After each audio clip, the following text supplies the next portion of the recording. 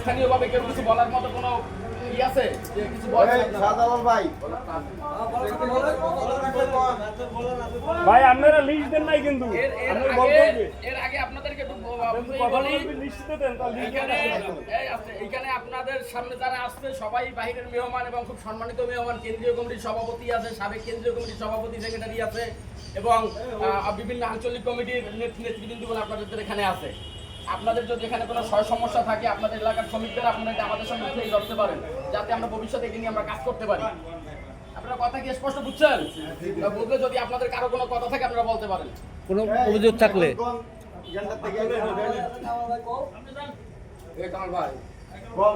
সমস্যা কি কোন সিস্টেম শিমুলতলা অনেকদিন হলে সেক্রেটারি আছে এবং মেম্বার আছে, আমাদের জ্ঞানটা স্ট্যান্ড দেওয়া লাগবে।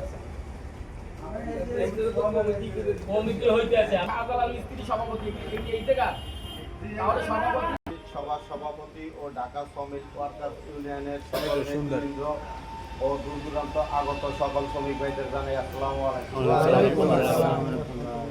গেন্ডার সমস্যা হলো, গেন্ডা বলতে চাচ্ছে যে শিমুলতলায় দীর্ঘদিন ধরে কেন্দ্রীয় কমিটির নেতা আছে। এখন বর্তমানে দুইটা কেন্দ্রীয় কমিটির নেতা পাশাপাশি মেলেই শিমুলতলা।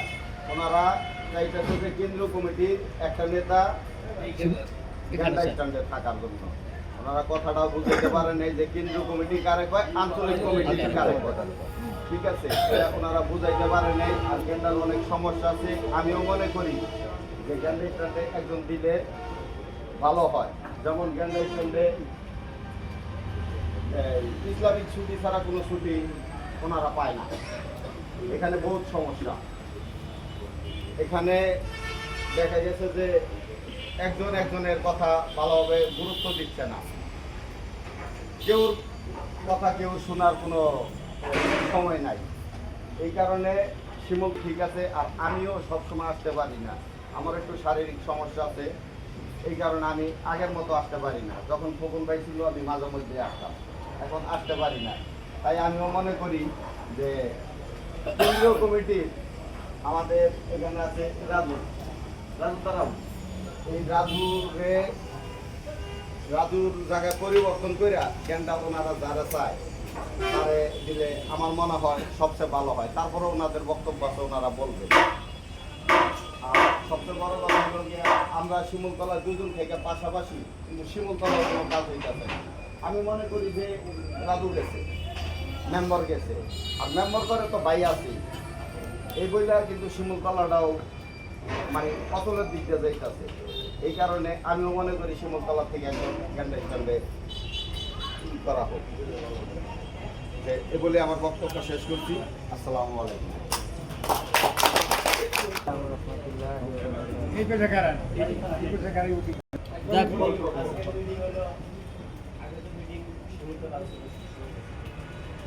ডিলার ভাই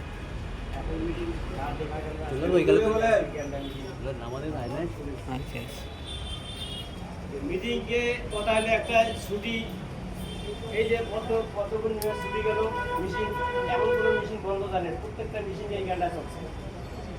কোনো মিস্ত্রি অভিযোগ করে নাই, চ্যালেঞ্জ করে নাই যে মেশিন চলবে। কোনো মিস্ত্রি এই মুখ দিয়ে এই কথাটা বলে, প্রত্যেকটা মেশিন চলছে।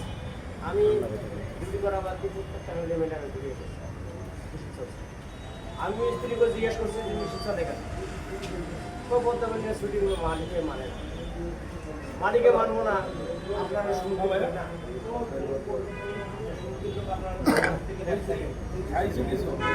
চলে কেন চলবে, দুগুলো চলে, মালিকের আগে কাজ বাজ থাকতে পারে, দিকে চলে, তাহলে ওভারটাইম দেবো, ওভারটাইমও দেয় না। তারপর সাপোজ দেখা গেল যে একটা হেল্পারের নতুন করে চাকরি নিয়েছে, 9 মাস চাকরির বয়স হয়েছে, 9 মাস চাকরির বয়স হয়েছে, বছর পরে নাই। ওখানে তাকে ছুটি সার্ভিসের টাকা না দিয়ে এবং বোনাস না দিয়ে তাকে ঘাট বাটি দিয়ে লাত্তি দিয়ে বাইর করে দেয়। বাস্তবের সামনে আমি দেখতেছি। এবং আমি নিজে স্বয়ং মানুষটা, আমি নিজে স্বয়ং নায়েব সাহেবের চাকরি করছি, নায়েব সাহেবের চাকরি করছি আমি 9 মাস 10 মাস চাকরি করছি। আমাদের বেশি 9 মাস চাকরি করছি, আমি হলেও 9 মাস, আমার যে এখন বাইর করে দেবে আর 2-3 মাস আমি থাকি আমাকে আমার বোনাস আমার দেয়। তখন দেয় তখন আমার হেড মিস্ত্রি আছে আমি তাকে বলছি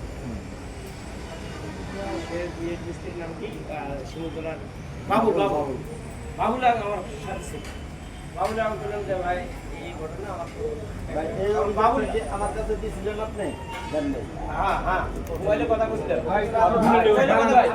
কি ম্যানেজারের সাথে হাত করলো ম্যানেজারের সাথে হাত না করিয়ে বা কিসের চুরি থাকবে পছন্দ না করে সংগঠনের সভাপতির হাতের নাম জানা হইলে আমার আমি যেটা করবো সেইটা শুনি তখন আমাকে এই ব্যাপার শুনি তখন ম্যানেজার একটু সাহস পেলো না যখন সাহস পেলে তখন তো ম্যানেজার আমার আপনার চুরি থাকে তখন আমি কইছি যদি কেন আমার ক্ষমতা থাকে আমি আদান করে নেব আদান আমার ক্ষমতা না থাকে আমি আদান করে নেব এই কথাটা তারপর আমার হেডমিল ওখান ওই মিল থেকে আমি এই মিলে এই সুন্দরবের মিলে আইছি সুন্দরবের মিলে আসি আমার হেড আমার হয়ে আছে